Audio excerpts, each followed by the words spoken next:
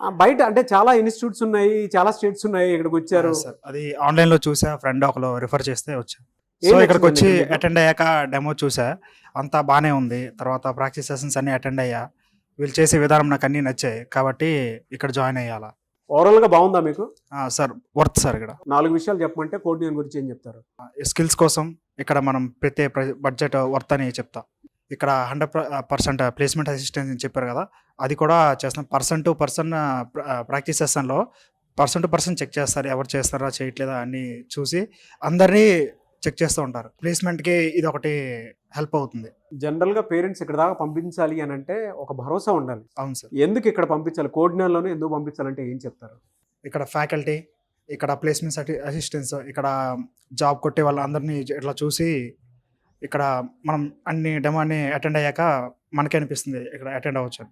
మీరే ట్రైనింగ్ తీసుకుంటున్నారు ఇక్కడ? Java full stock. ఓకే. అవకాశాలు ఉన్నాయా బయట? ఉన్నాయి సార్. స్కిల్స్ లేకపోవడం వల్ల దొరకట్లేదు. బట్ కోడ్ గేమ్‌కి వచ్చాక నాకు కాన్ఫిడెన్స్ ఎట్లా వచ్చింది.